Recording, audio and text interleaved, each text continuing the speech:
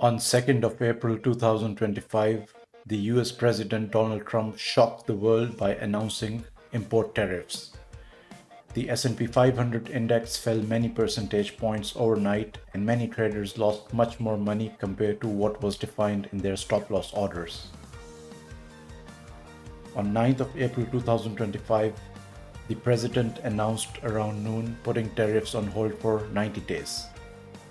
Consequently, the S&P 500 index rose about 8% in the blink of an eye during very heavy midday trading, again leading to heavy losses for traders as they got stopped out.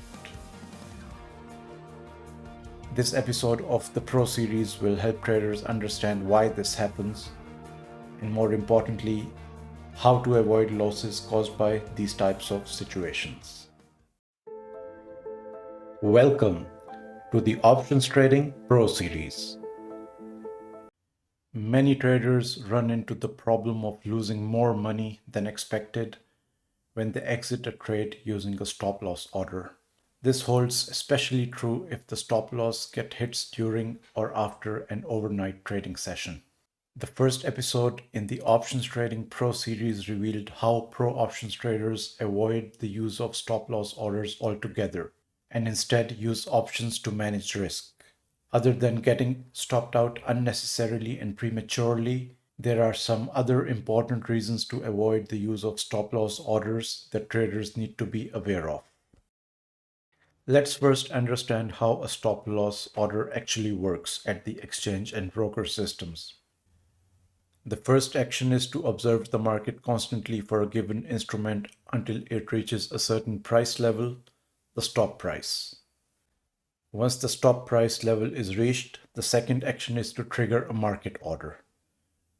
The market order then executes with all the advantages and disadvantages of any market order.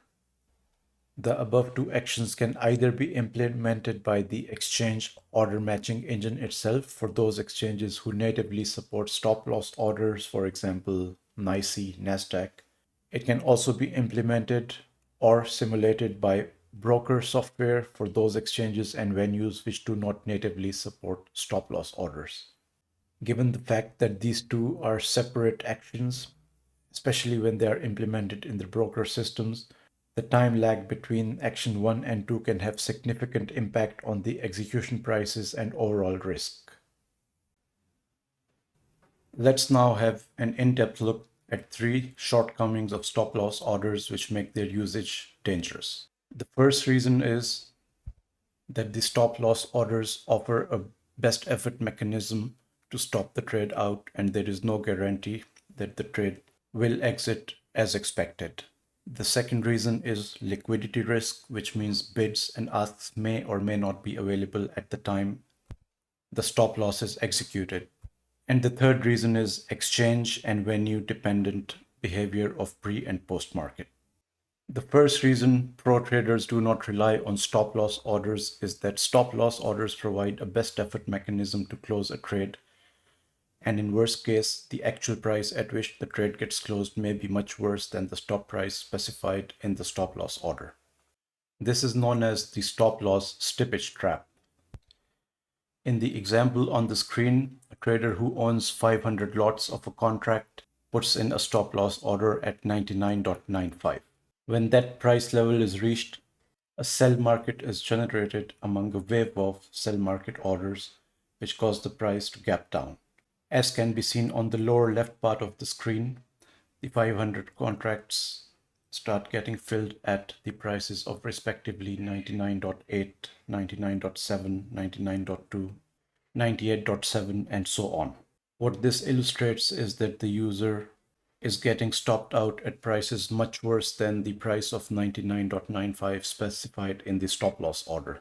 This may not seem like much, but when trading a lot of contracts, or when trading contracts like crude oil, which have a multiplier like 1000, these differences of a few cents can add up to thousands of dollars in unexpected losses. Let's revisit the tariffs announcement example from US President Donald Trump presented in the beginning. SPY is the oldest and largest ETF in the United States offered by State Street Group, which tracks the S&P 500 index. On 2nd of April, a trader bought 1,000 shares of SPY at a price of $565 for a total of $565,000. The trader put his stop loss order 2% below the market price at 555. However, following the announcement, the next morning SPY opened at 545, and due to extreme volatility, the trader's position got closed at 544, leading to an unexpected loss of $21,000 compared to the original expected maximum loss of $1,000. The only reason these additional $11,000 were lost is because of the poor structures that the stop loss orders offer. CRCL stock closed at 62 on 25th of February 2026. A trader had a short position of 1,000 shares for a total of $62,000. He placed his stop loss 6% above the short sale price at 66. However, the next day following the earnings report, CRCL opened at 73. The stop loss placed at 66 assumed that there are going to be buy orders available at that price. However, after the open, the buy prices that were available started from 73. Hence, the stop loss order got executed at 73, leading to an unexpected loss of $11,000 compared to the original expected maximum loss of $4,000. The unexpected losses illustrated in these examples are the major reason pro traders do not rely on stop loss orders and instead use options as primary mechanisms to manage risk, as revealed in the first episode of this pro series. The second shortcoming requires extensive understanding of how financial markets work and how liquidity is provided. And it's definitely something that retail traders do not grasp. When general public buys and sells, the orders often get matched by counterparty orders provided by market makers. Market makers are a very important pillar of the market, and they play the role of being omnipresent and make sure that there is always some bid or ask to trade with. However, market makers are specialized computer programs aimed at making money through the bid-ask spread. They always quote markets in a way which work best to their advantage. Again, whenever a member of the general public buys stocks, the party selling to him is, in many cases, a market maker, and vice versa for selling stocks as well. It is important to appreciate that although market makers and other liquidity providers are bound by some contracts with exchanges to provide liquidity to the market at all points in time, those limits are stringent, and in cases of high volatility, market makers can and do routinely pull all or many of their bids and offers out of the market, which means there may be phases, especially of high volatility, when there is either no bid or ask available, or they are available at much worse price levels than one might anticipate. In the example shown on the screen, a trader who owns 500 lots of a contract puts in a stop loss order at 99.95, hoping that in case needed, the position will get stopped out somewhere near 99.95. However, the stop loss gets hit at a time when there is some bad news and there is a lot of heavy selling in the market, and suddenly many of the market makers start to pull out their quotes from the market.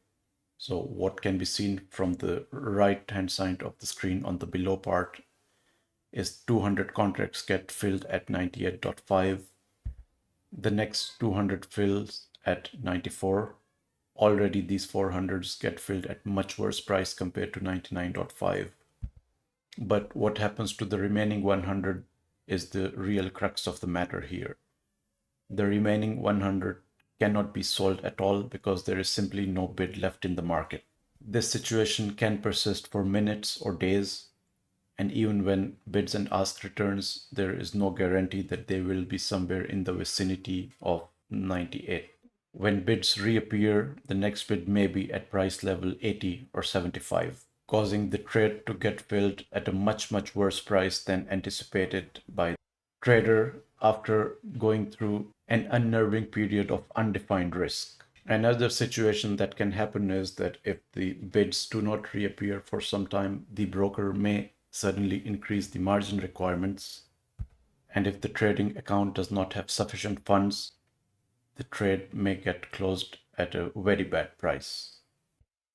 All of this poses very serious risk for traders trading positions of thousands of dollars or millions of dollars. Even for small trading accounts belonging to retail traders, situations like this can cause losses many more than anticipated, and again poses serious risk relative to the size of the trading account. As revealed in the episode of this Pro series, the best way to avoid these problems is to not use stop loss orders at all, but instead use options as a mechanism to manage risk. Let's have a look at two real world examples where sudden market volatility either caused huge bid ask spreads or caused the bids and asks to disappear altogether. In the first example, a 95.96 bear call on the crude oil June futures suffered from bid-ask spreads up to $6 wide as the US-Israel-Iran war started, whereas normally these spreads are only a few cents wide. In the next example, one can see that for the strike prices 94 and 93, the bid and asks on both call and put side disappeared altogether.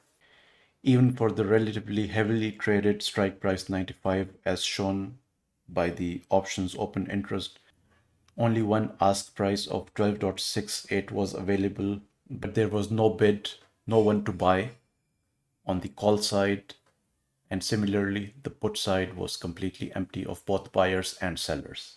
The third shortcoming of stop loss orders stems from the fact that stop loss orders are generally not supported outside of regular trading hours.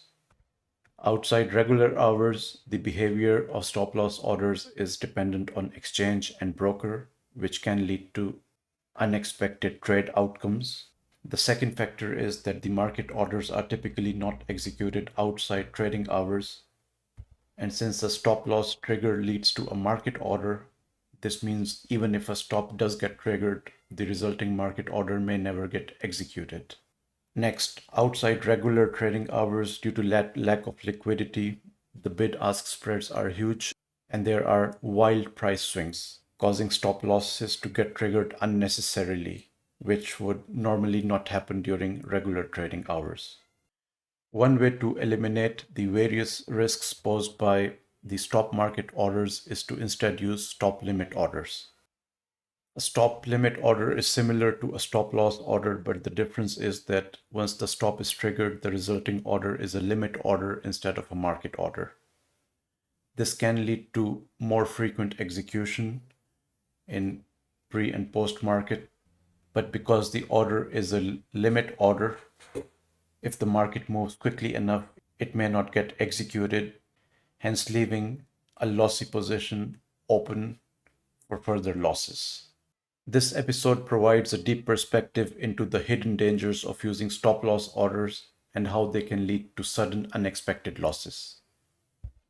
The first episode in the Options Trading Pro series teaches at length how pro traders avoid the use of stop loss orders altogether and instead use a refined way of structuring trades by using options as a protection mechanism. Definitely go through that episode in case you haven't already. Stay tuned for the next episodes.